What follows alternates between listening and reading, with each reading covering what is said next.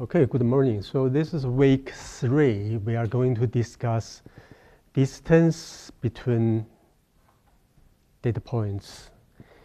We will cover a lot of this fundamental mathematics for linear algebra, and some of this fundamental mathematics for machine learning course.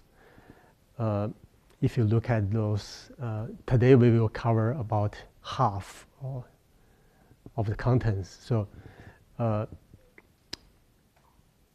very intense course today, a lot of important concept, but at the end there are only a couple of key slides. As I showed you, there are yellow stars on the page, so you can focus on those.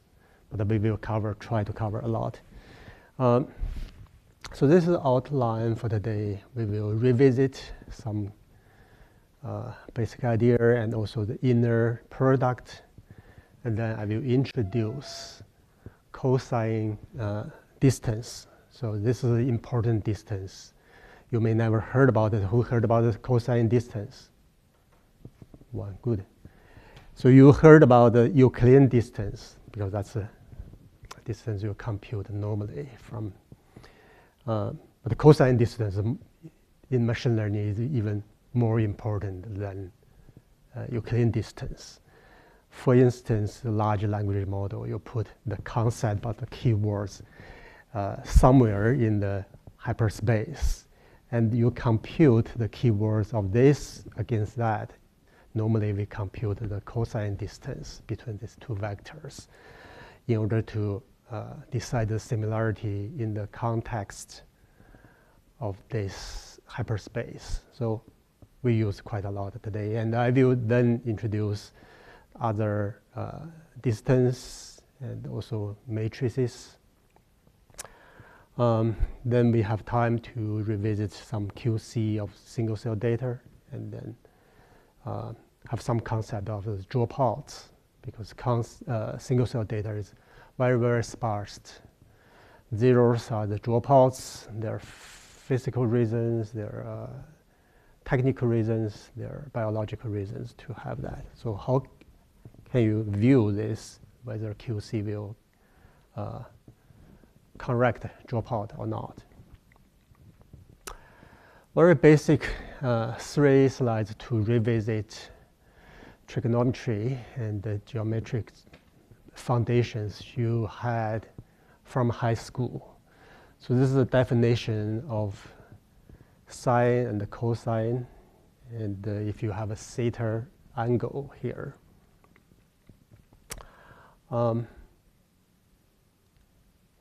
Then this is a hypotenuse.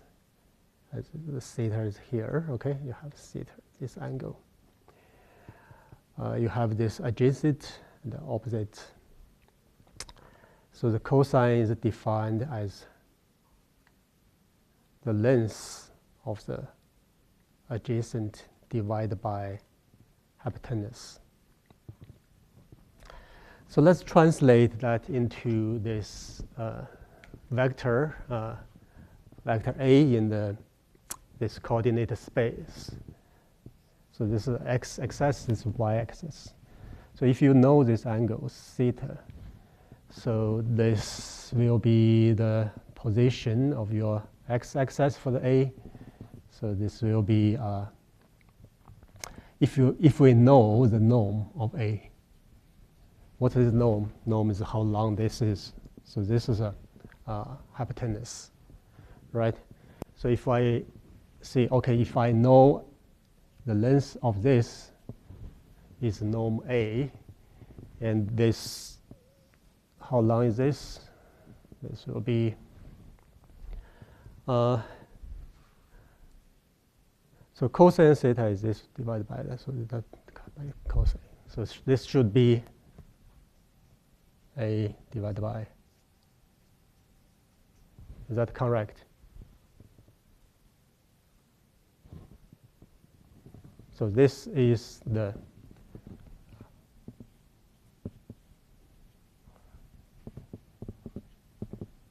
sine theta. So basically, you convert the x-axis coordinates for this A and the y-axis coordinates number using this angle and then cosine sine to represent its coordinate. This is how long it is, right? Should be got times. Okay, I made it wrong. That's right.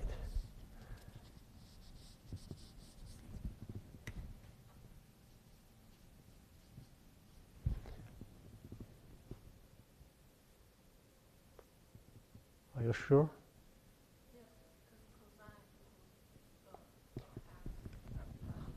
You're right, yeah.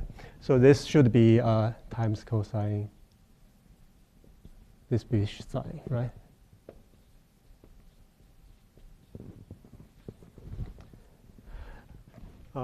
Yeah, thanks, Kershin. So very, very basic, just use this. And the second you have to know is in order to compute the distance, we use Pythagoras theorem all the time. And then, as I said, it's applicable to high dimension as well. Okay? The third is this. I don't know how many of you remember this, again, from high school. The relationship, for example, if you compute the cosine value for these two angles, alpha, beta, and there's a relationship as you separate this and minus, okay? If you want to know why, there are different ways to derive this formula.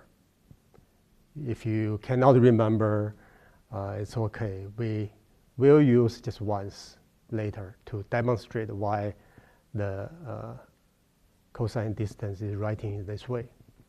So don't worry about this. If you really want to figure out why this is true, there are geometric derivation and to help you to see, okay, if you believe this is a distance is 1, okay, the definition of this is you can work out this. But for now, you can just remember there's a relationship between this. Make our next development of these systems a little bit easy, but not necessary. So that's all the 3 pages you need to, for now, to remember. We come back to the unit circle, and again, every point on the unit circle have a norm equals 1. So this position, for example, its x coordinate is this blue line, how long it is, okay? And then there's right. Then you write in this way, if you do the norm for this vector here, it should be 1. Similarly with all the others, okay? You have a negative sign here. So this is the way you write to normalize a vector. If this is not normalized, this vector could be in a faraway place, could be, for example, here, okay, if unnormalized. Mu is here, but if you divide by its length, the position move back and locate it on the unit circle. In MATLAB, you write in this way, okay? You compute the norm. This is how long this vector, the magnitude is, and you divide this by a number. So this is scalar, single number, and if you divide this vector can be 2 numbers in there, can be 3 numbers in there, depends on how many dimensions the system you are working with. And this divide will divide every element in the V. So we put a dot here to do this element-based operation. So if you have a V with 3 numbers, every single number in the V definition will divide by its norm. Then this operation will drag your vector back to unit circle. Okay, just remember, if you need drag this back to the unit circle, whatever, you can just divide by norm.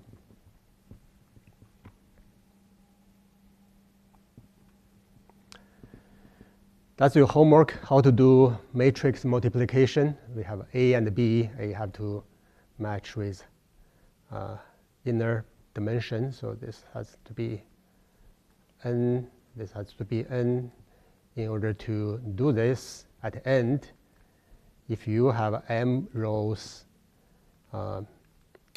B have p columns, and your end product C will be n rows and p columns. Again, if you put in this correct way, and then you can always get a correct answer. That's your homework, right? Any questions for the homework? It's easy.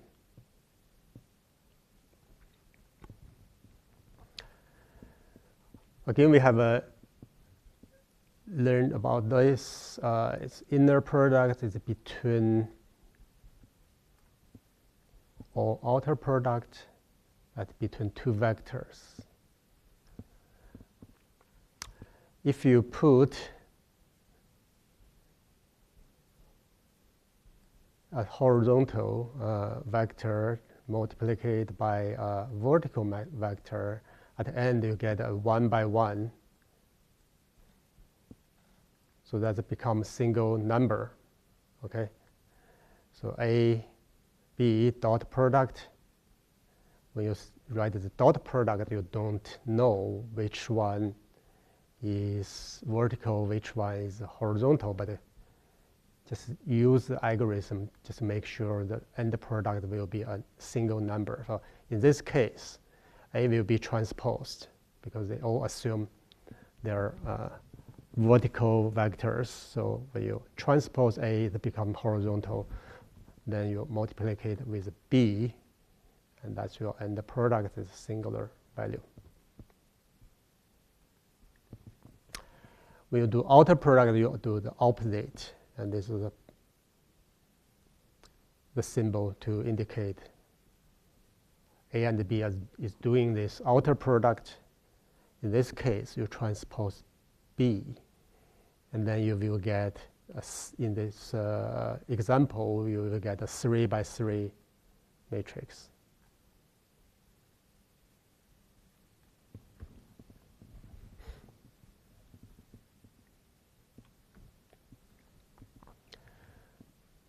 As I said, in quantum computing, people use Dirac notations to clearly define the horizontal or vertical matrix.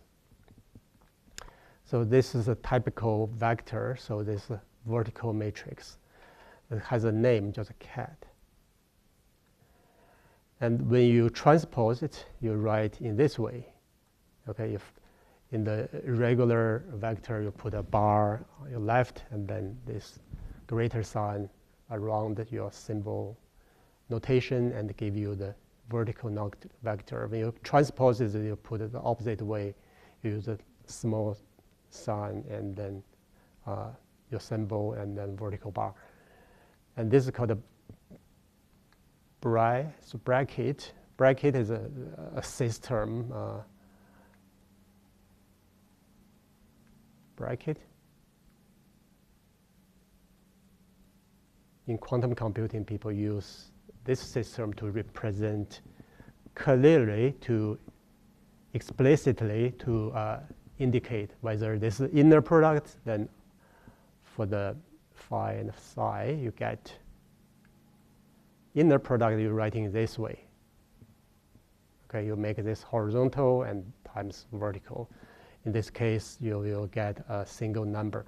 Well, this is different. The tensor product is very different, so we don't touch on this. If it's an inner product, right in this way, okay? You can put another matrix, squared matrix in the middle.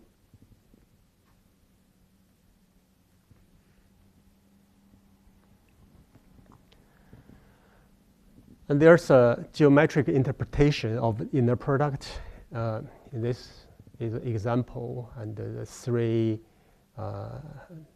numbers in A, three numbers in B, and then you get a single number. Well, in the 2D, if you represent, for example, this is a vector A, is in the red vertical red vector, and this is a B in blue vector. What you can do is you decompose A into two components. You go x-axis direction first, so you have and then go to the y. Okay, so you decompose this vector into x-axis direction and also the y-axis direction, two vectors combined to give you the original A vector. You do the same thing to decompose B, okay, into this direction vector and also this direction vector. So the multiplication of A and B in terms of dot product is you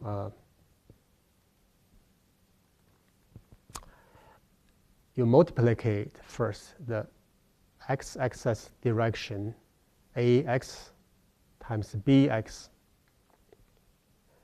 then you add up with A vertical times B horizontal. Because they are orthogonal to each other, then they cancel out, and the product is 0. And then you do the same thing for ax to by, they cancel it out. There's no results, again 0. And then you plus the y direction decomposed vector ay times by. And then this will produce a number. So at the end, the dot product of A and B becomes ax times bx plus ay times by. And then ay times bx and ax times by has been cancelled out because they are horizontal to each other. Then you get this result, okay? So that's the end product of the dot product, A and B. That's the interpretation for the geometric explanation for dot product. And this side is a 3D version. Okay, so far so good, all right? Everything is clear. Now, this is an important page, so we are going to discuss if we have two vector v and u, and then their dot product. Remember, this is a number, right? They're a single number. Their product has a relationship with their product of their norm.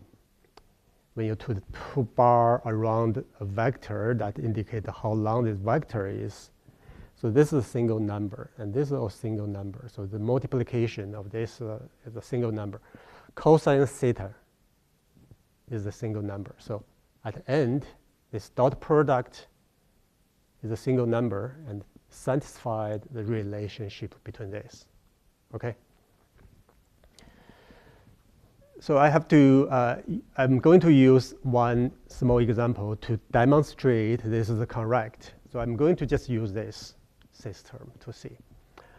I'm lazy, so I'm not going to use, so this is V, this is U. So this is generalized, but I'm lazy, I'm going to rotate U into x-axis. Or I just use U itself as an x-axis to make my life easier to demonstrate this. So rather than write two general vectors, so I put this vector onto x-axis. So basically, I just rotate that picture to here. So I have my u here.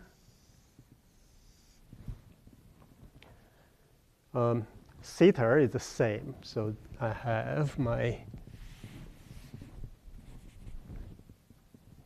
v here.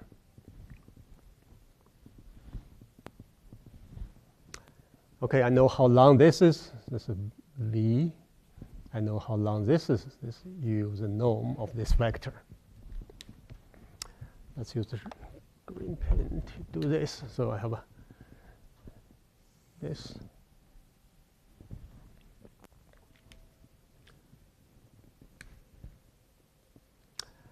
So for my, we know using the definition of this coordinate here, this is u norm times cosine theta. Its y coordinate is 0. Okay, is that right? So I have my position of this vector. If I know how long this vector is, and I know what the theta is, no, I think this should be, is that correct? I know how long this is. Its projection on here is a u. Or I can write, so this should be the same.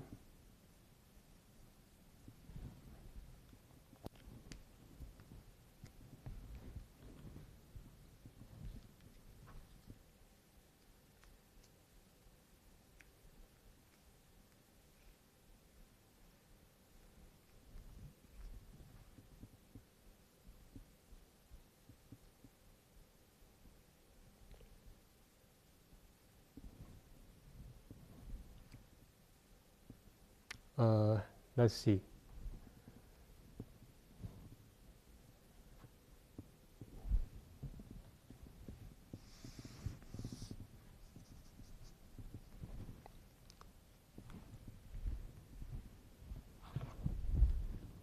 Let's make this longer.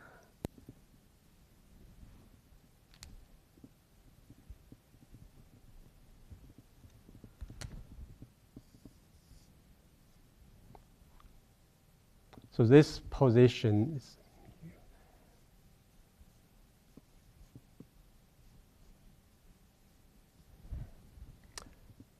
and this is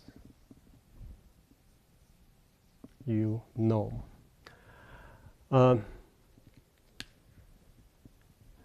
What I just write on here, this position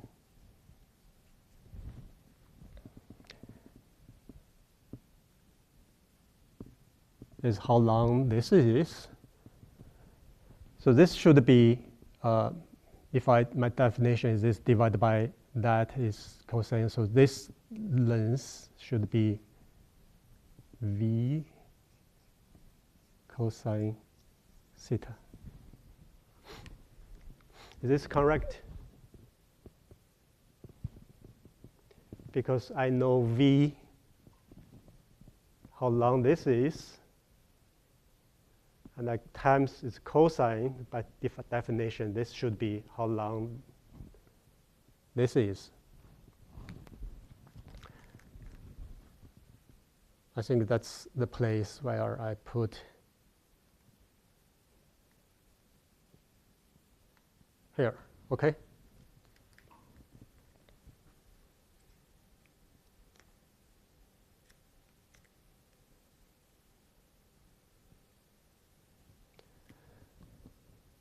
So once I know all this, so now I'm going to compute the dot product. Dot product, by the definition, should be Vx, Vy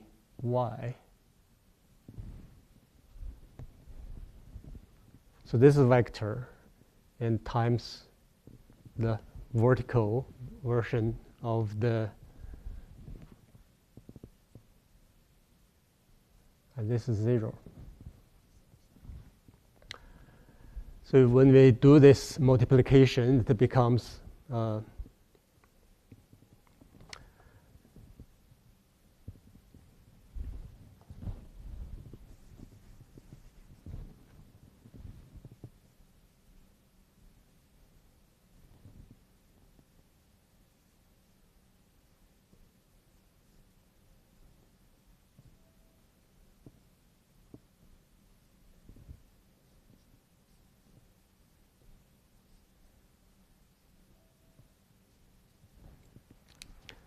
because I put this into x-axis, so I have 0 here. So this term has been cancelled. And I always get the UV dot product is this, okay? And when we replace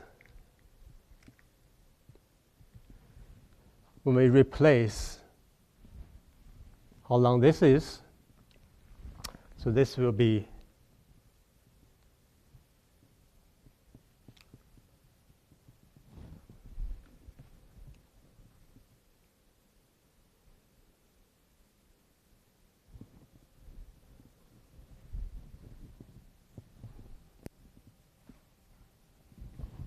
so this has been replaced with the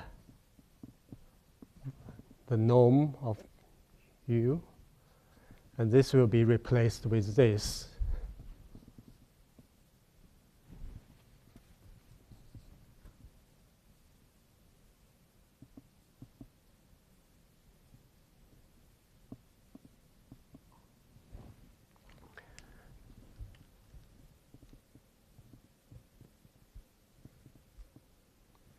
Okay, I don't know you get it or not. So the position of this will be norm V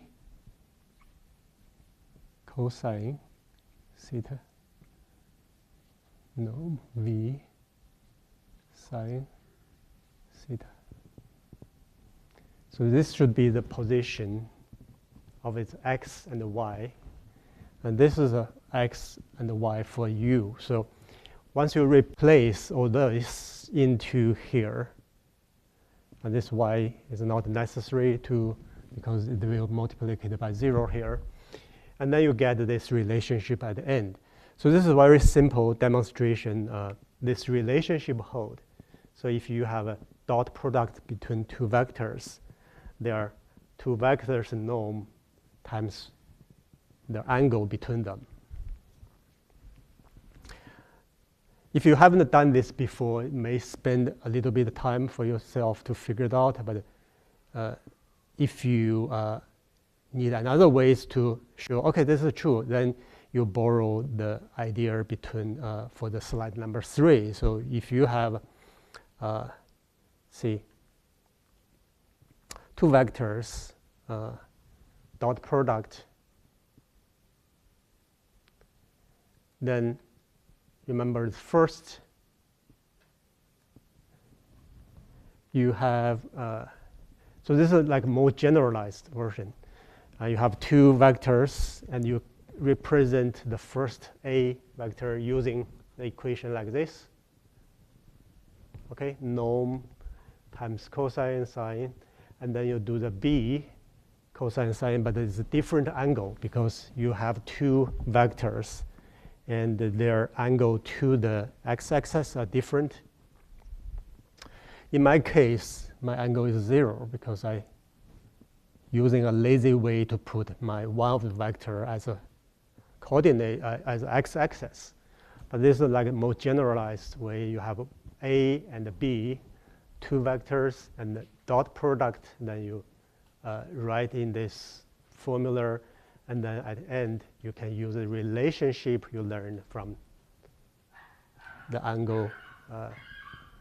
Then replace that and put it here. So this angle will be the theta, which is between these two vectors. Okay, so there's very different ways to derive the relationship between this left and right, but the same idea, okay? So at the end, there's another different ways to see, okay, vector A times dot product vector B, if they have a theta in between, then this will be true if you work out this relationship. So that's what you will remember, okay?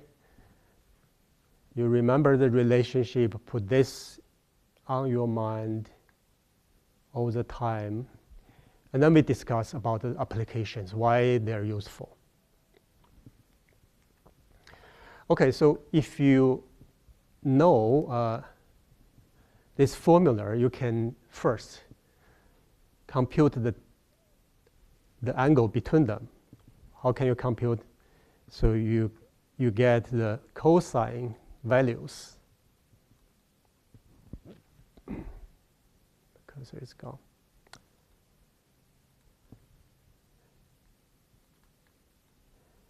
Because you have definition of U and V, then you have a norm.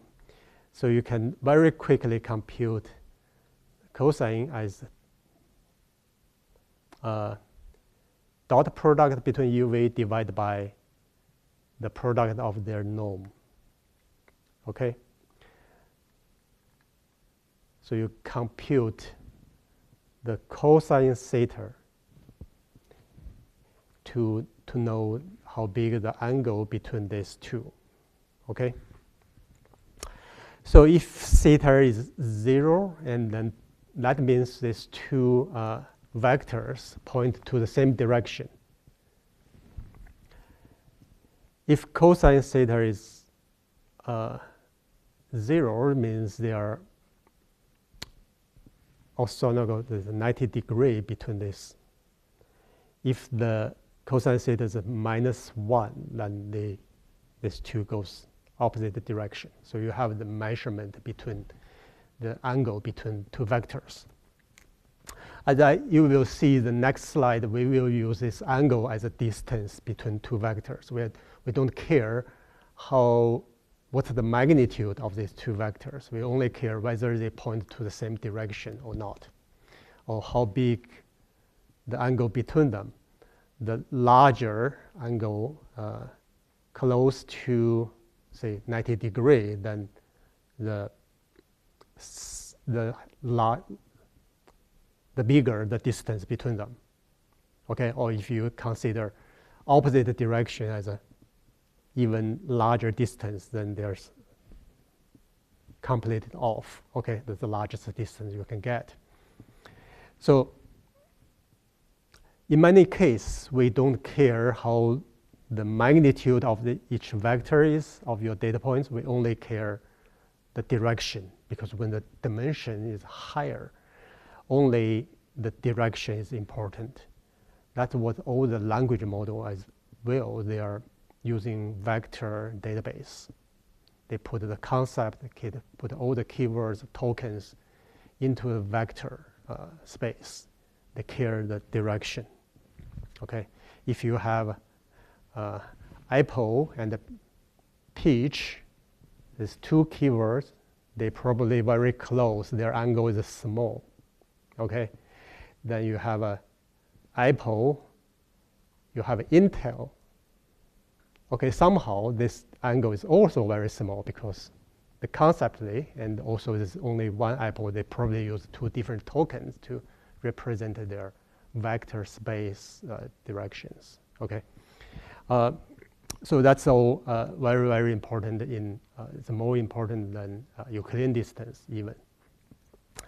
So another application, how we can use this relationship, is to compute the projection of one vector to another. So we project vector A onto B, just like a shadow. Okay, you shine a light from this direction and see how long the shadow of vector A on the ground B. So in this case, we use B as your vector, as your coordinate system x-axis. I project my V onto B. So I very quickly learn how long this is, okay? So that's a projection. Project vector A onto B, and then I can compute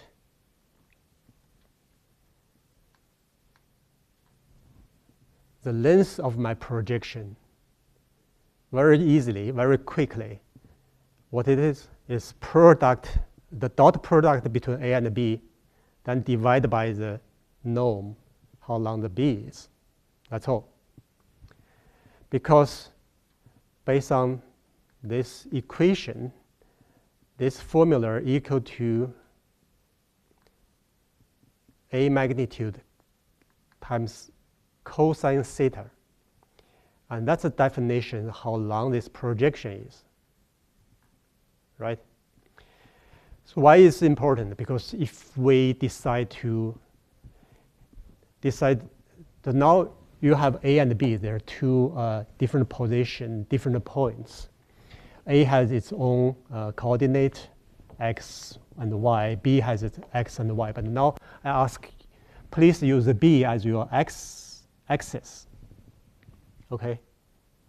So basically, you take this as x-axis, you found, okay, for this new system, if I use B as my x-axis, what my coordinates of my A should be this long here, and I compute y. So this projection allows you to quickly change the coordinate system by compute. So these two are linked. I hope this makes sense. It's a very, very important concept. So if you know, originally A has its own x, y axis value, coordinates value. But if I ask you, please use B as my new x-axis, and you can use this equation very quickly compute, if I use B as x-axis, what the coordinate for original A should be in here. But because I project my A onto here, that's my x-axis, and I can project my A onto the y-axis if I know what y-axis definition is. So this projection is a quick way to compute the new coordinates for the vector, for the points. Okay.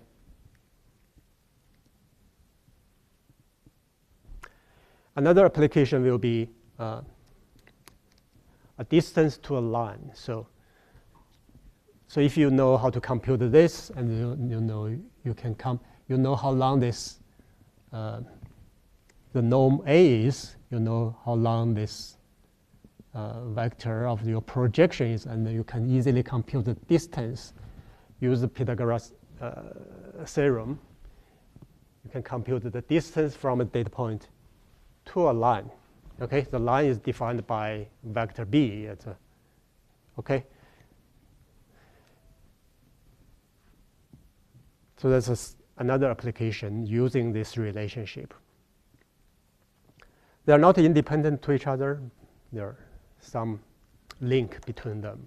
But remember, this is important. We will use this because eventually we will rotate data points and always find new coordinate system. If you rotate this from A, use B as a new coordinate system, basically you rotate your A from its horizontal x-axis a little bit, the positive angles to anti-clockwise. Okay. Questions? So we should spend more time on this.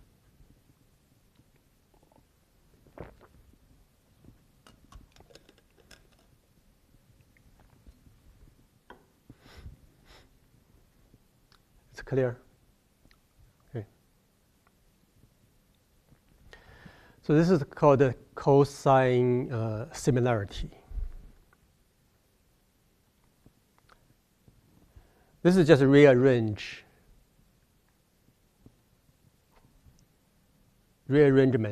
of this relationship. Okay, you extract cosine theta out. Then you have this definition. You can use 1 minus cosine similarity as a cosine distance.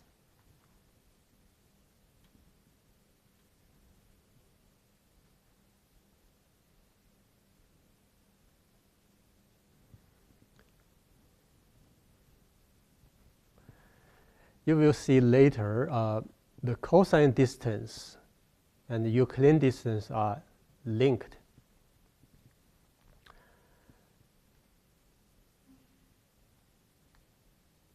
So if you know your vectors, you will get your Euclidean distance is 2 times of your cosine distance. If these 2 vectors are linked, are normalized.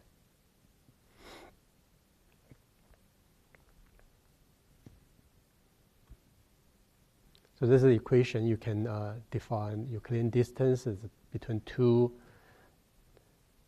vectors. Okay, the difference between 2 vectors. And then this is again because they are normalized.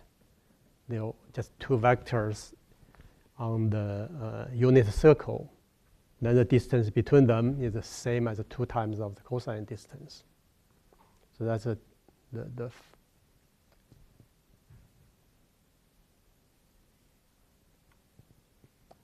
link between these 2. We will use projection and also the distance to a line later, and especially projection we will use quite a lot to do the PCA. PCA is a way to find a new coordinate system for your data points in order to maximize the projection of your data points onto your new coordinate systems.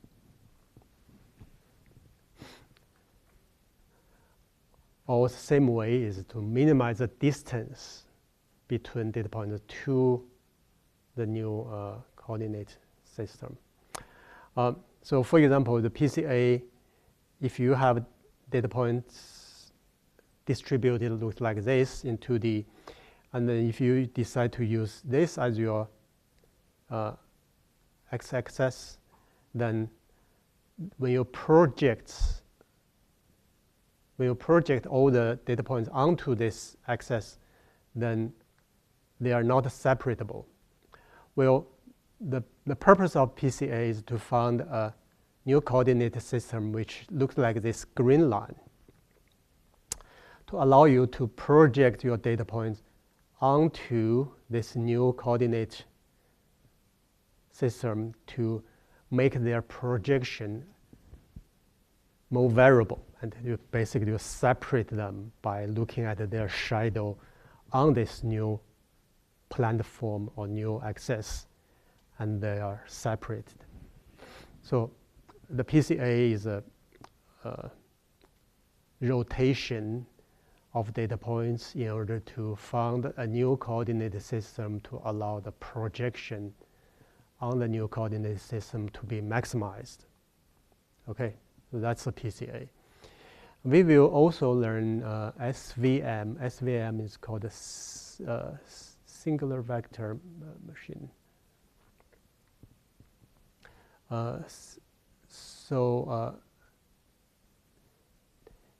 In this case, we try to find a line and go through 2 different classes of data points. So you have a blue points here, you have red points here.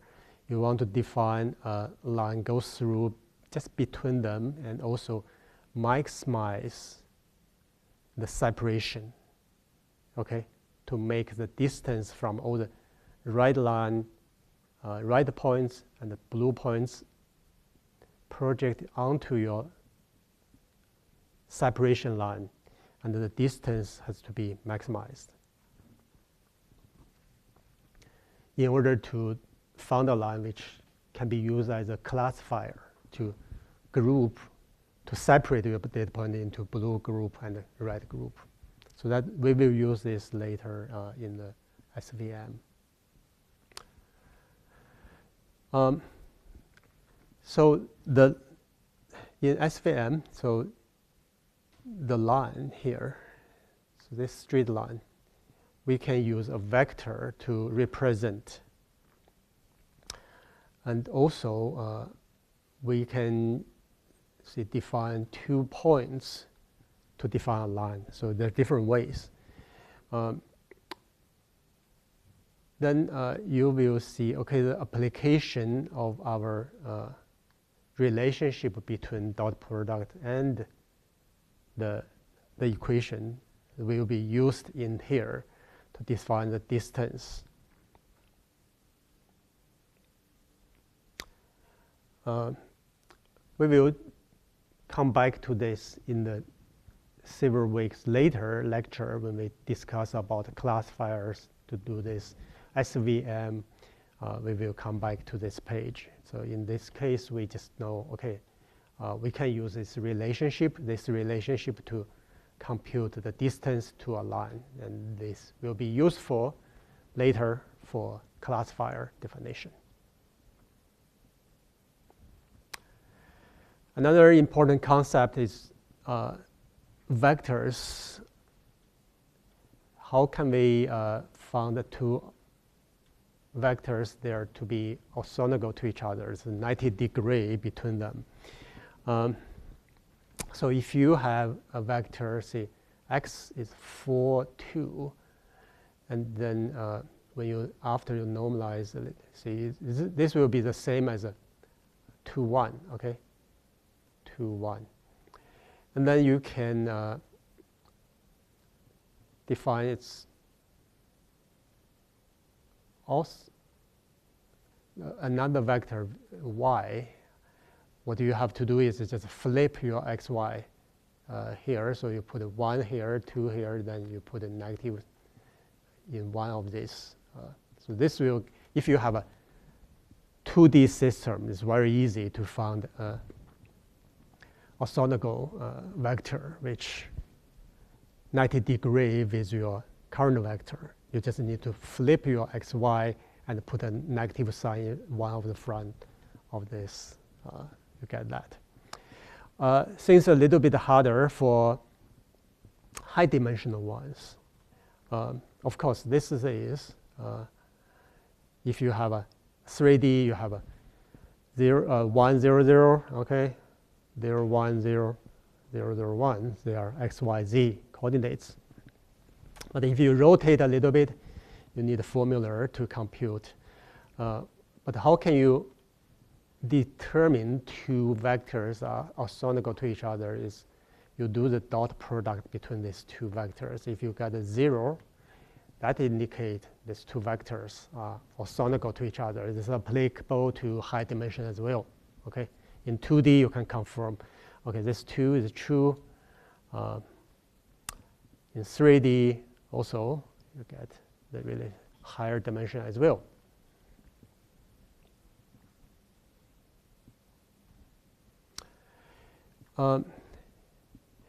If there have 3 points, so A, B, C in 3D space, if the vector of A and B and C, they are, when you do the pairwise orthogonal test, they all have zeros. If A times B have a dot product 0, AC 0, BC 0, then these 3 vectors, the orthogonal, the mutually orthogonal to each other. Then you can use these 3 vectors as a coordinate system, as a 3D. So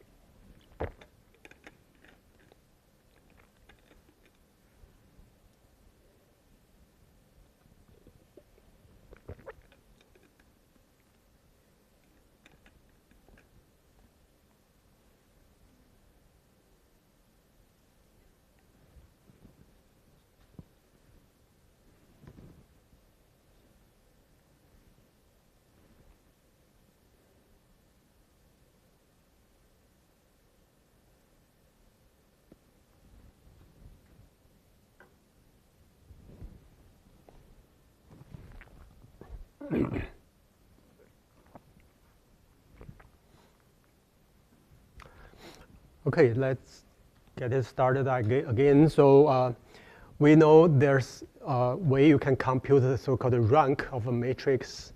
In that case, it gives you the linear independent numbers of the columns in the matrix. So in our first small example, is if you have 3 columns of the vectors look like this, and because the last one can be used as a combination of the first 2 times the first plus the second, you get the third. So the third is somehow redundant. There's no required, it's not required in order to reach out this level of the space. You can use the first 2 dimension to simply by linear combinations to reach it. So in this case, the rank is 2. Well, in this example, because there are 3, they're all linearly independent to each other, so the rank of this matrix is 3. And then in the real computation, the algorithm will also compute the rank for the rows as well, and it will report the smallest whatever column or rows. We can test this in MATLAB or other languages when the rank of the matrix as a function has been provided. So basically, the rank tells you the space of the span of your basis vector. So if you have a data which have a lot of dependence between data points, it looks like you have a lot of data, but if they are all just combinations of other vectors, so you don't really need a really high dimension in order to reach out the space you can spend. Otherwise, if you have a lot of these independent components in the formation of your data, then you need, say, high dimensional space, or the definition of your coordinate system base. This matrix has to be with more dimensions. So the rank of matrix will help you to do this. In this case, for example, you only need 2. Rank of this should be 2 because you can do the easy combination of the first to give you the third.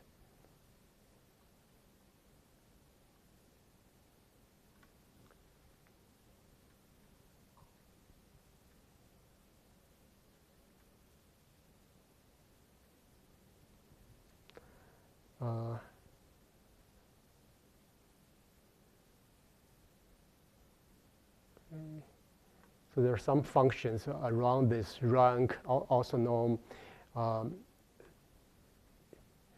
So for example, if you gave a matrix, you can get a rank.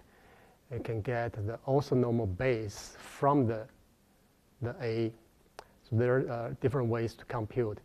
So once you have this base, orthonormal basis for the matrix given A, and the norm in total will be very small. This is close to 0.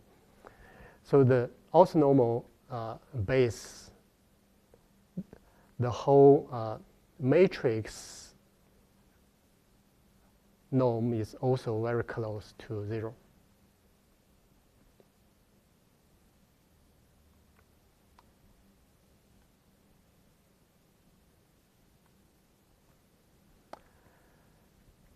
So there's a procedure called the Gram-Schmidt procedure. So this process will help you to find the orthonormal base if you gave it vector sites. So this is inside through an iteration procedure and with the vector normalization. And then at the end, you will get this orthonormal base vector site out of this. So we will try this in computer session. Now, we start to look at the Euclidean distance between two vectors to represent in the mathematical way and linear algebra. If you have two vectors, u and v, you just one vector minus another and then take the norm. So this is a distance between two vectors. In the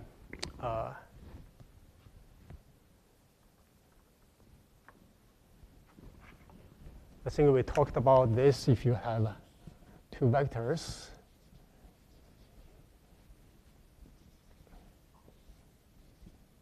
the difference is between them. So this is a vector between u minus v, and then you take norm. That's how long this distance between two data points are. So this is a definition for the norm. So if you plug that in, you get everything worked out.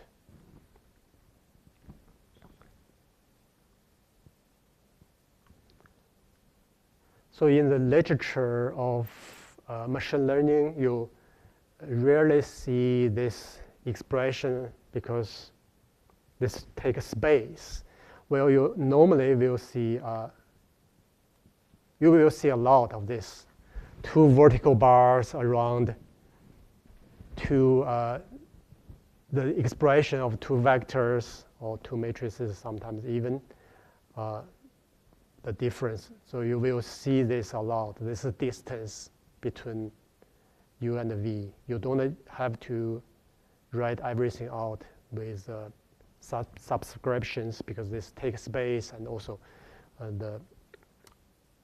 you don't know how many dimensions of each u and v is.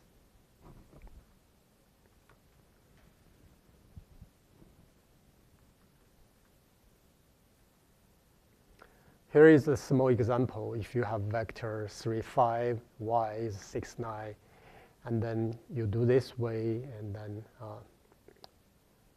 the distance between them, you use this minus that, okay? X minus y, then this is norm.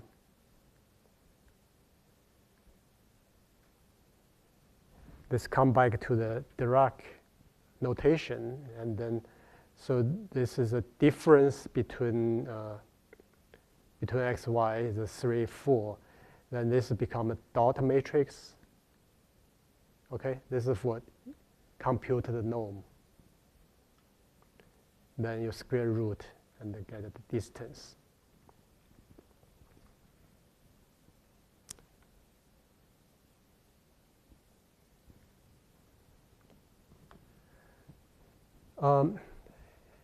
If you have only two data points, that's easy. You compute one distance.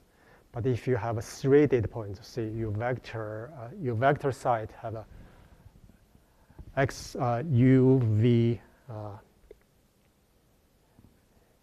so 3, then you can compute pairwise distance that forms a matrix. This is called a Euclidean distance matrix. So you can use this to define if you have index. So let's see. Pairwise difference matrix.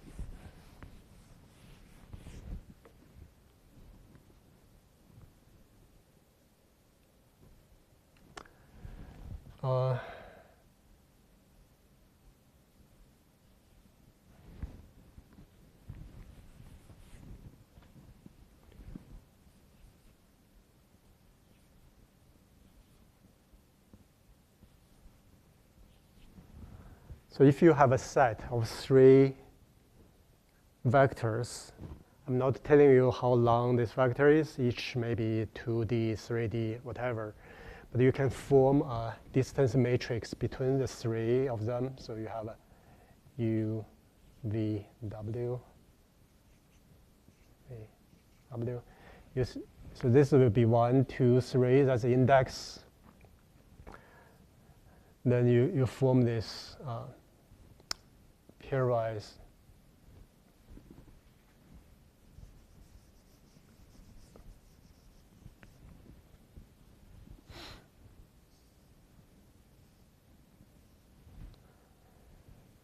so this will be 0 in the by itself. But if you have ij and that 1 is, so this will be 1, 2, 1, 3. So it's based on coordinates, so you define the d. So you fill that in, and then the d's are the same. So this is a symmetric, so you copy all this d, 2, 3. Basically, if you have a 3 vectors, their distance matrix.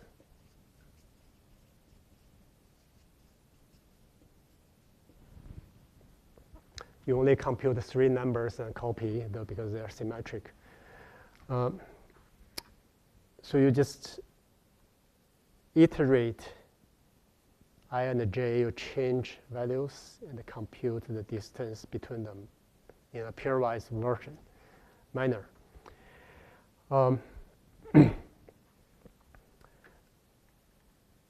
So you can use the distance matrix, for example, is something that looks like this. So this is the distance between major cities.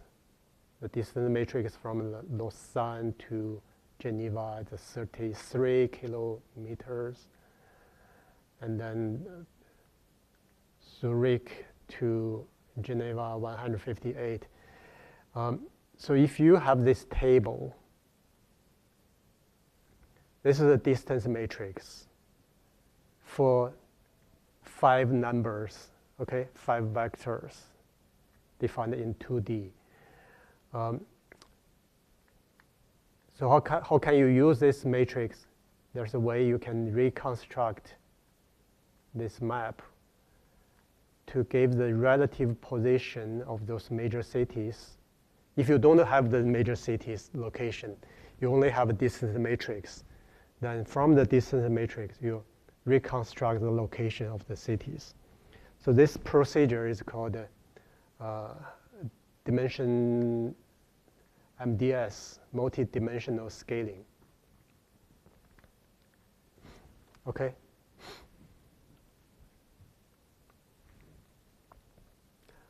Would you believe it's possible from given distance matrix? If you have this, you can reconstruct the relative position of those vectors or datas in the original space.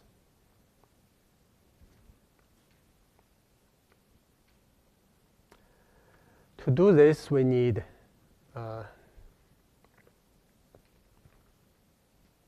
some algorithms, okay?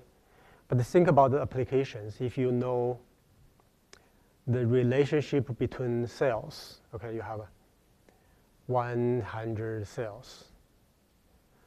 And then you can build each cell expressed with several hundred of genes. You can compute pairwise distance between cells, and you get a huge distance matrix between each pairs of the cells. If these 2 cells are very similar, they have a small distance. At the end, you get this 100 by 100 distance matrix. If you can, from this distance matrix, to compute, to derive the map, you will change this cell by cell matrix, distance matrix, into a location of cells. Some cells will be the same location, they'll geometrically close to each other. Some cells will be outliers or as a small island which isolated from others, or to any other cities become larger distance in terms of distance. Then you have this map to help you to visualize the relative position of the cells. So the same idea, okay?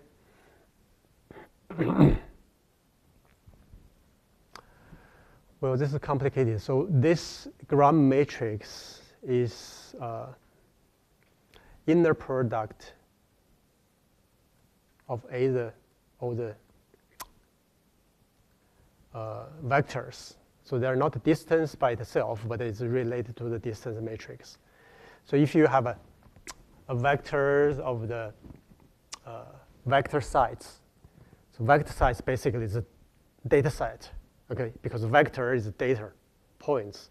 So if you have a vector site, this is your data site.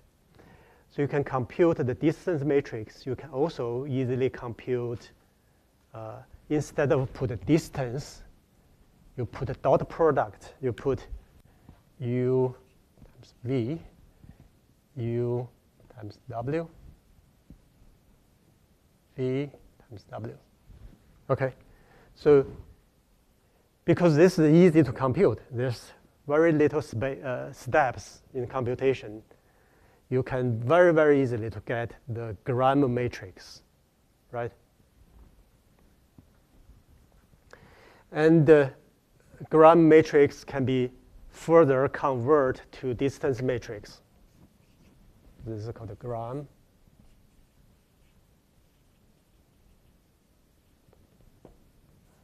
You can have extra steps to convert this into distance matrix. But sometimes in the computation, we don't even need distance matrix because this is so easy to compute. So we sometimes use these results to do something else, okay?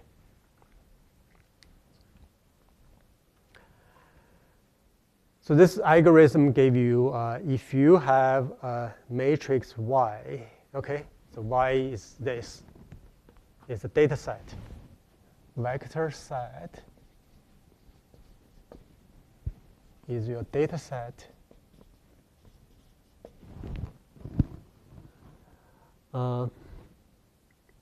So if you have a vector set says P, then you do dot product between P and it's transposed P. Basically, you rotate your vector. This is horizontal vector, so you change this. And if you do this, you get the gram matrix. So you can very easily to represent this operation, even though this P, for example, this vector site, in our case, only 3 data points, U, V, W, but you can have very, very long, and you can have many, many dimensions for each of this vector. So this can be very big. Doesn't matter, you can just compute this by transpose the whole site and then do dot product between these two matrices. And you immediately get the gram matrix. And each element is, of course, here is still not 0 anymore. So this become U itself, V itself, W itself. So you immediately get a dot product matrix between pairwise all the data points in your data set.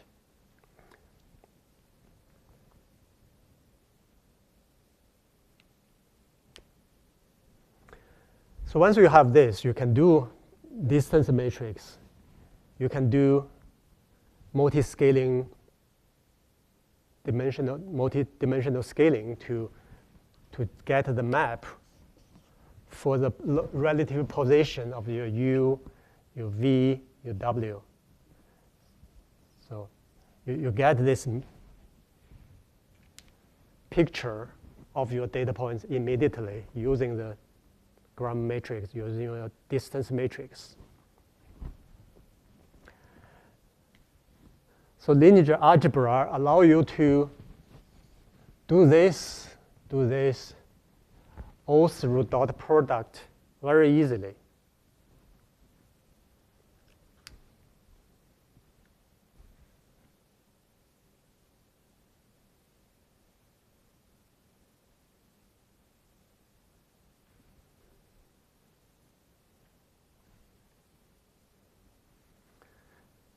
Yeah, so if you have the MATLAB like matrix multiplication applications, once I give you this costs you nothing, right? Very easy to times itself transposition.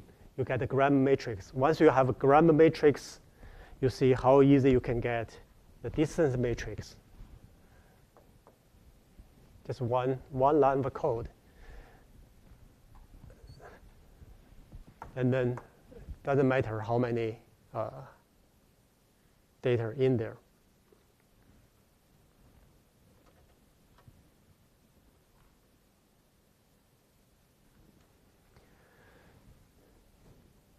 If you have a distance matrix, for some reason you compute that, you can also easily to compute the gram matrix.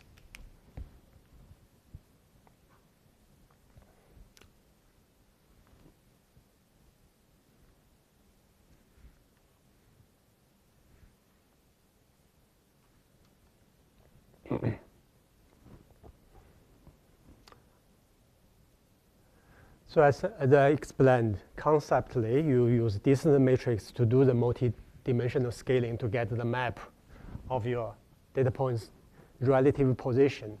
But in the algorithm itself, the algorithm uses this directly. It's easier, and once you have a gram matrix, you do this, okay? Because they have the same information, but the computation is easier for gram matrix to do the map. So data set, the dot product between data sets get gram matrix to get the multi-dimensional scaling algorithm. So here, remember, this gram matrix is squared because it's pairwise comparison between data points. Squared and also symmetric. To solve this problem, we use eigen decomposition to get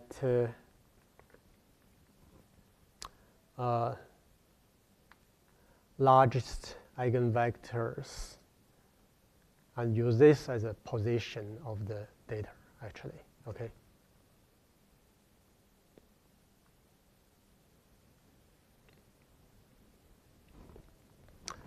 Another important matrix will be covariance matrix. If you look at the form, it's very similar to compute a gram matrix, because this is an equation to compute a gram matrix. The difference is the gram matrix between data point to data point. Well, this covariance matrix is between the features. Okay, features means the variables to define each vector. So here, if you consider this as a vector, so this will be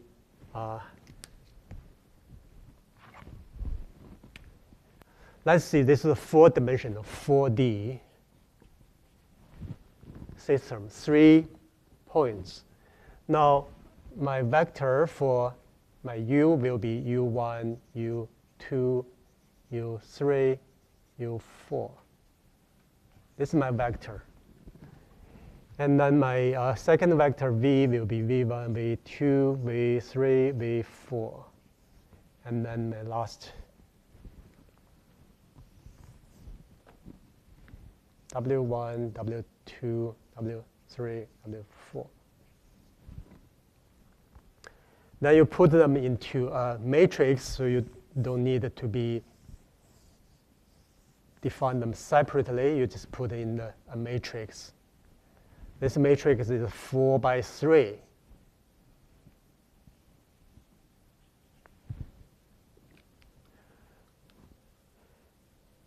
Okay, so you do dot product to get the gram matrix by this operation. Well, let's see this data set called P, right? So the whole thing is called P.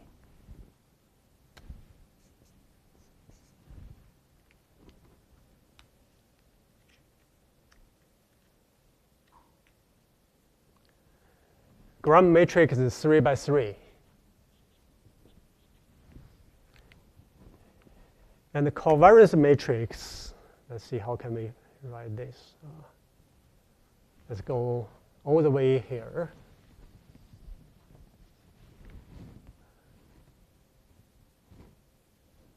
The covariance matrix will be 4 by 4.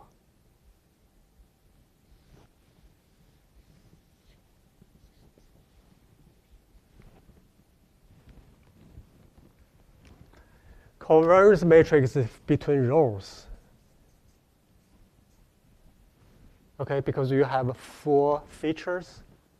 Features means you have 4 variables to define each data point. If you think of columns as a gene, as a cell, then there's 4 genes to define cells. So this will be 4 by 4. That's between features. This will be the gene relationship. So this is a covariance matrix. This covariance matrix is between gene 1, gene 2, gene 3, gene 4.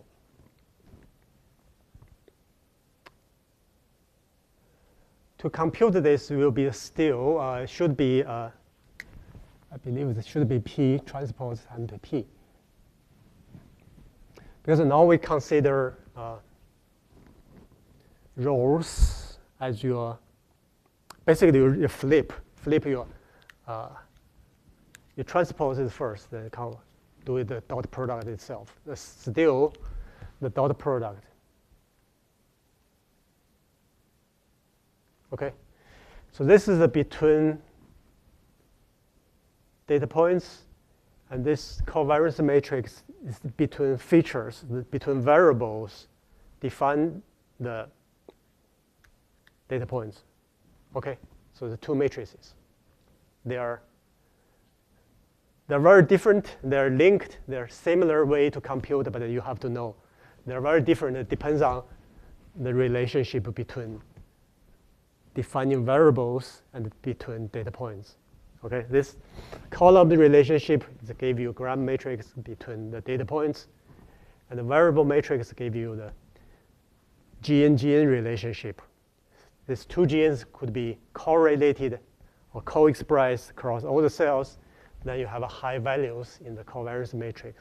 If they're anti-correlated, this gene 1 expressed high in this cell, the second gene will be expressed low in this cell. So if that's the case, you get the anti-correlation between 2 genes. So this is for genes, this is for cells.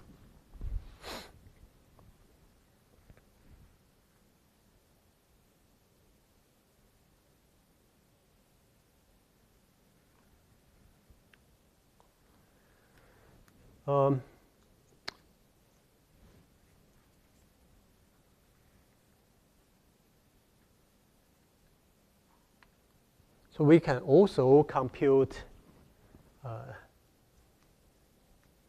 distance between genes. If you just treat the rows as your data points, you have a different view when you consider all the cells as your feature. And you can compute the distance between genes, right? The same idea, you just flip or consider differently. You can compute the distance between genes. If that's the case, we can do Euclidean distance for gene 1, gene 2, gene 1, gene 3. We can compute the covariance between genes. And then there's a distance, which is an improved version of the Euclidean distance. If you have Euclidean distance between two data points, and in this case it will be the one to the middle. So this is the average in the middle. You compute from a distance, from a point.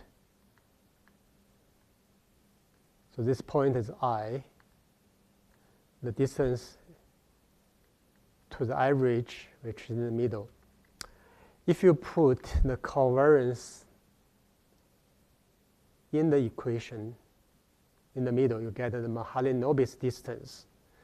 So this distance will consider, so by the way, this is a transposed, okay, covariance matrix. So this matrix will, this term in the middle of Euclidean distance. If you don't have this term, this is Euclidean distance. In the regular way, we compute the distance between two data points. But if you put that in there, the whole cloud information will be used. For instance, the distance from this data point 2 to the center will be much larger than, for example, the regular to its center. So Mahalanobis distance emphasizes the overall distribution. If you have a data points which become an outer layer from the cloud, the distance looks like a small, but the Euclidean Mahalanobis distance will be large. So this is a way you can compute to identify the outer layers from a group of data, okay?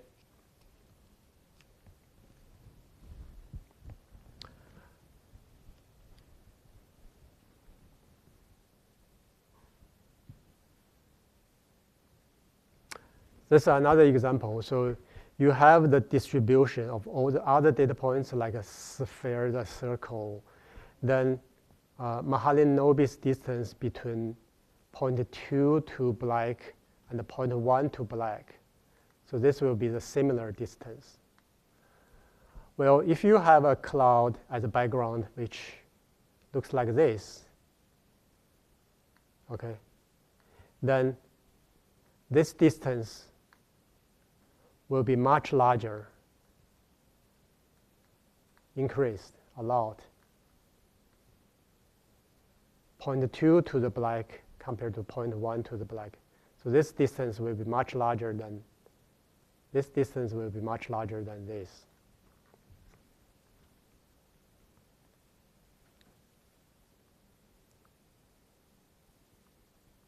So Mahalanobis distance is a way you can use to identify outer layers from your data.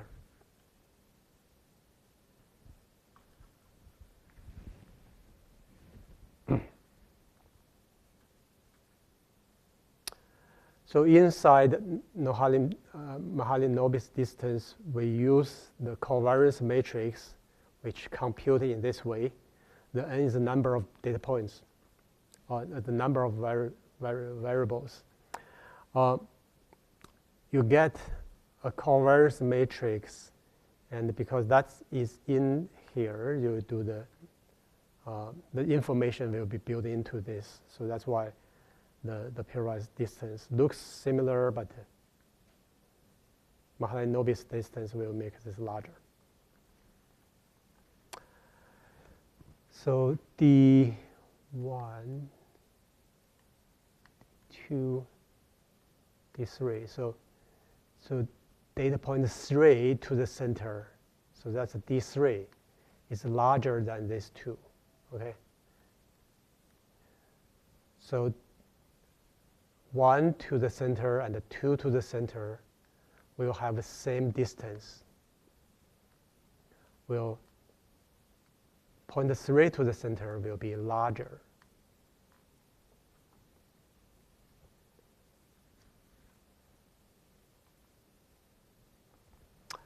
Okay, so the rest of the time we will, any questions for the distance, for the vector.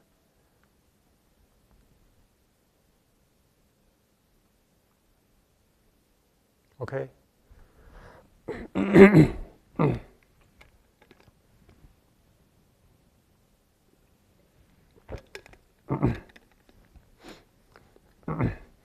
So we actually covered a lot. So we will revisit some of these key concepts using the computer sessions to practice to do this ourselves. You also will have the homework for the page with a yellow star on it. You have to explain yourself. Make sure you understand. I believe some of this will be very difficult for you first, but gradually, hopefully, through the computer session from other discussions, we gradually understand this projection, change of the access system, change of the coordinate system. Because this change, the rotation matrix, when you apply this, you change every data point in here. So it's, when you do this multiplication, you are not do this one by one. You put the whole set together.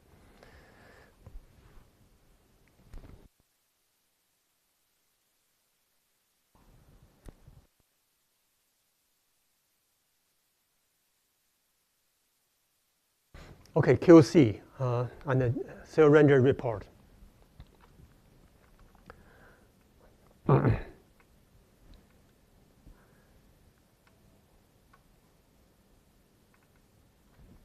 You know this already. You saw the report which generated from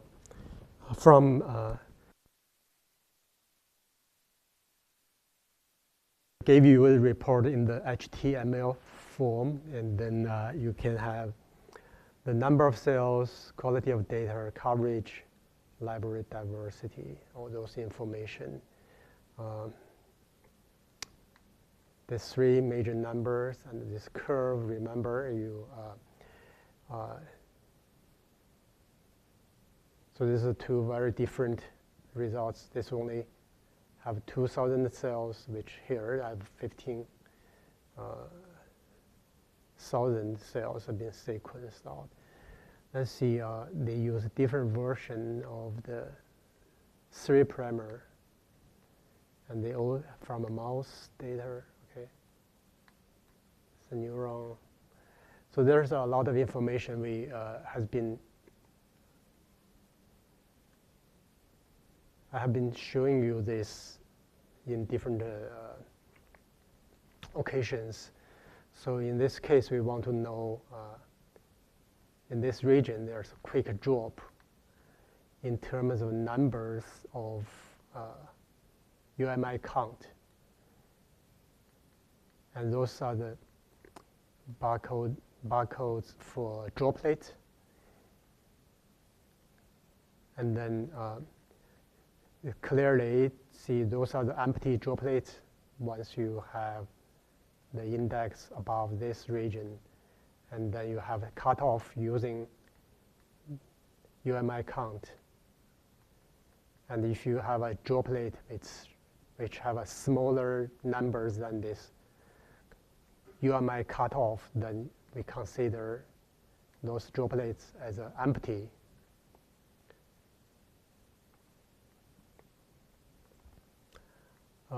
You look at how many cells and how many cells droplets have enough UMIs. As I said, if you use a different cutoff, you use a different cutoff here, and you get different numbers of the empty rate. So it depends on where your cutoff set this region.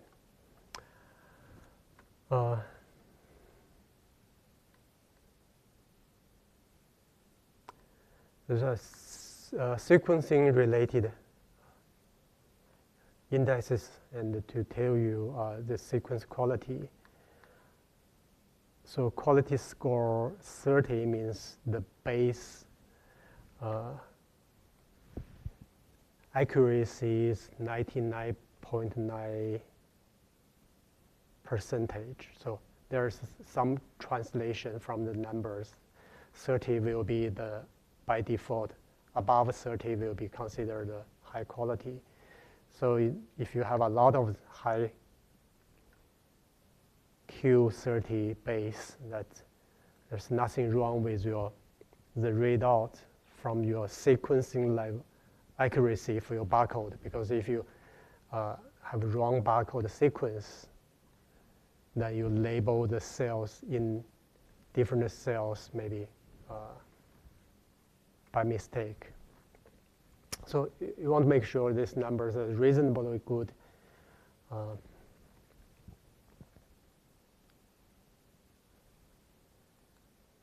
many cells? We saw that before. That's again talking about the cutoff. Okay.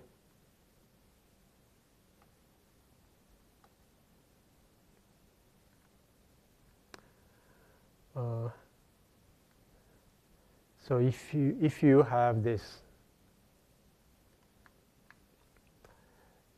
range from 500 to 5,000, if you use 500 rates per cell as a cutoff, then you will get results with 15,000 cells, which is all the cells,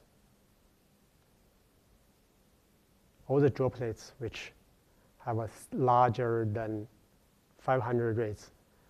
But if you use 5,000 rates as a cutoff, the number of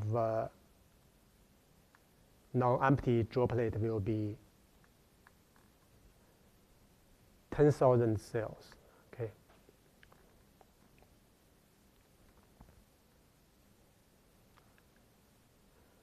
So I believe by default, Cell Ranger use this cutoff, 500.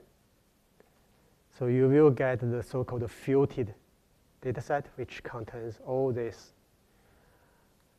But inside the MATLAB, we can set another cutoff. Say I will require at least 5,000 rates, then I will get 10,000 cells to be carried on to do the downstream analysis. We can also set different cutoff maybe here than to get maybe 12,000 cells rather than 10,000. We threw out less. So they all are customizable, so you can determine by yourself later.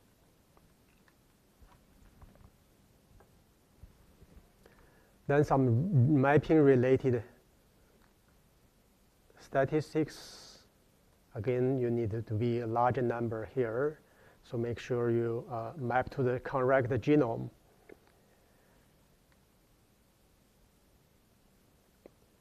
Rates should be mapped well, and mostly should be inside the, so there's quite a lot inside the intron, extrons.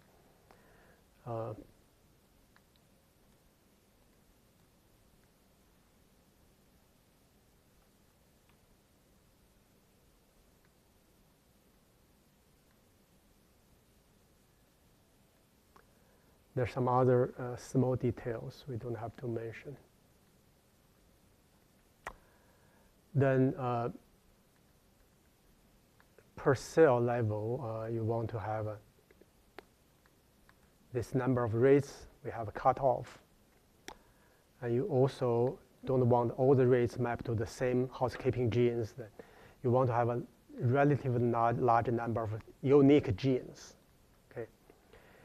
Some cell maybe you have quite a lot of rates, but if all these rates are mapped into the same gene, for some reason, then the unique number of genes becomes small, so you still have to consider them as less informative cells, because that cells shouldn't have only a couple of genes highly expressed without other genes whose expression has been detected.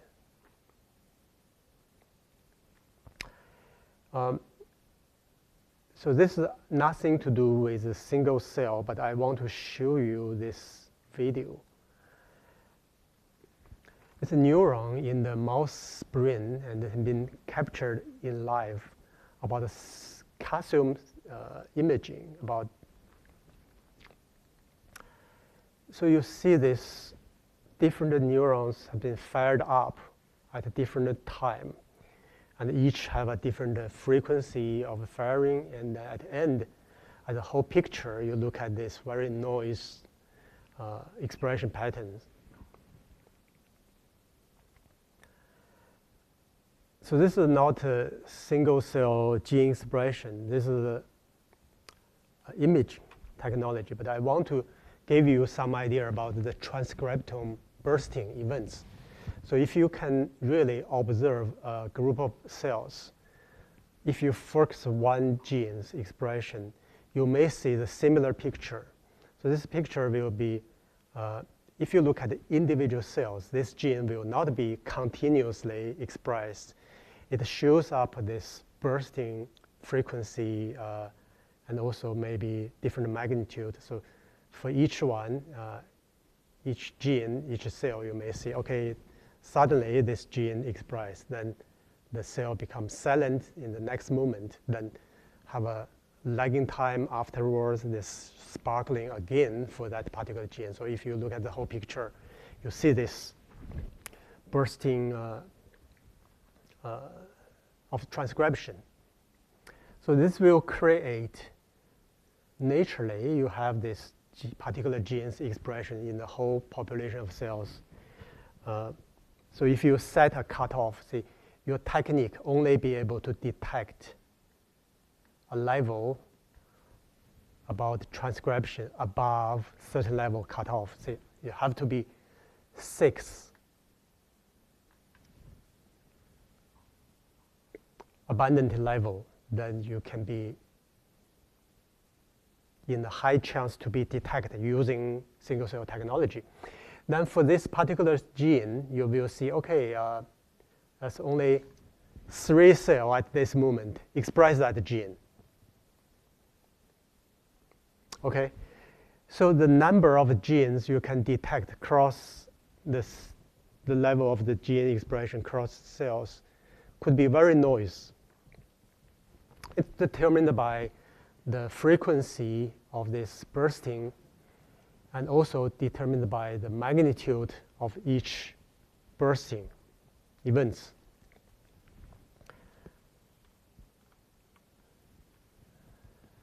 So this creates a problem. See, whether when you detect a gene expression level in that cell at that moment is 0, whether this is informative to tell you whether this is caused by the temporary silencing of that gene in that cell, or it's just the magnitude not high enough, you not be able to detect that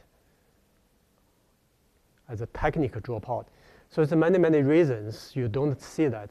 But when a transcript is present in the cell but not converted or not detected, it's called a technical dropout.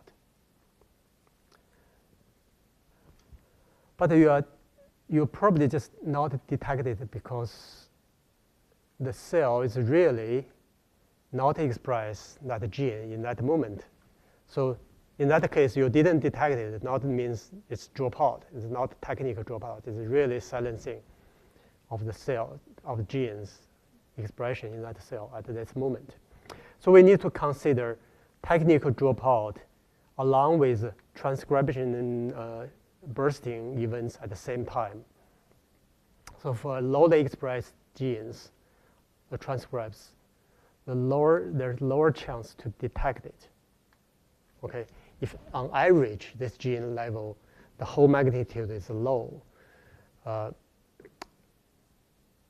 with the same technique limitation, we may have a high chance not to be able to detect this at all. So we have a higher chance to get the dropout. Okay.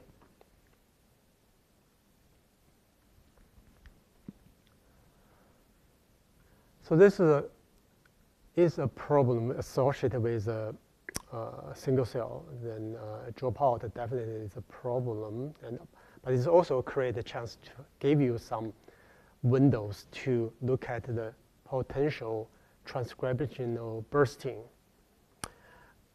As long as the background noise is uniform, so you expect to don't see that, but suddenly you see this bursting events, then you know this is biology related, okay? So we will deal with this so-called highly variable gene in the later lectures. Those genes looks like there are a lot of dropout, but this dropout will not be able to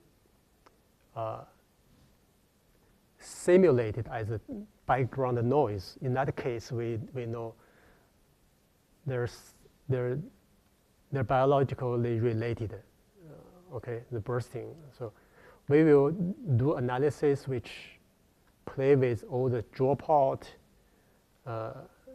transcriptional bursting, and background noise, take those into account when the analysis we are doing in the later, not this or next week. Some other QC related stuff you need to consider, and so number of detected genes, mitochondrial rates, okay, so we will all look at them.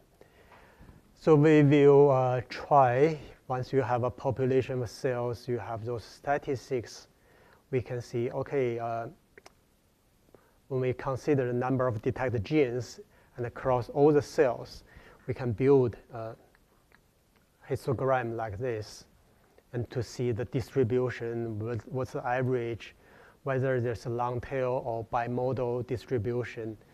We will do a lot of this exploratory analysis. For example, their library size, basically how many rates in each cell, so the count dips, and the frequency. You see some cells have a lot of rates, and here we have a cutoff, so we have to be 500 or higher. So that's a hard cutoff, you see. And a lot of cells have this level of the library size, but some cells will have really high number. Whether we will throw away, set a cutoff here, so we will discuss this and see what we going on. And then you can set harder cutoff in terms of the number of genes.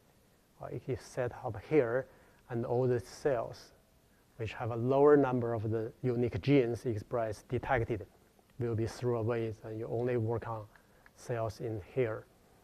We can, this is already in the report, okay, barcode and library size. We can also plot library size or count dips against the number of genes. So these two numbers supposed to be positive correlated. If you have a cell, if you sequence more rates from there, you should be able to detect more genes expressed in this particular cell. So you definitely expect a positive correlation between these two numbers. So you see this, but the different cell population seems to show different slope of this increasement. So those cells, you sequenced a lot, but the number of the genes not increase as you expected to be normal gene, like normal cells like this, okay? So whether we should do something here or not, this all depends on our understanding of this potential problem in terms of the quality of the cells and the sequencing.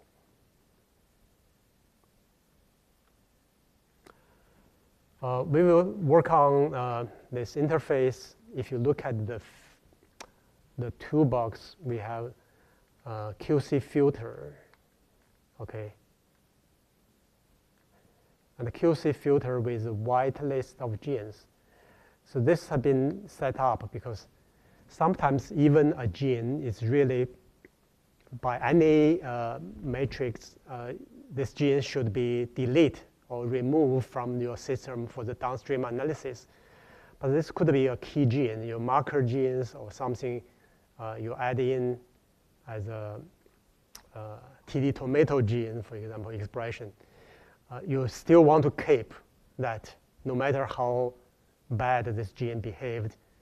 So I gave you the chance to keep this all the time for the downstream. There are options to remove genes by expression level. Also, you want to remove mitochondrial genes if you don't want them to be in there.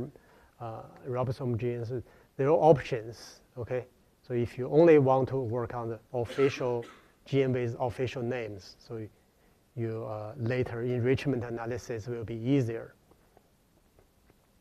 And also we can plot this scatter plot, which library size versus mitochondrial ratio, library size with the number of genes detected. We see that in the previous slide. And also the abundance of the long non-coding RNAs, some selected ones, versus number of genes. We know some of the long non-coding RNA will absorb a lot of the rates in there for some unknown reason, okay? Like MALA1. We will see that a lot in real data analysis. So those are the QC we will do in Thursday's lab computer, okay? So today we go through the fundamental mathematics in lineage algebra, laid out the foundation for machine learning. All the machine learning,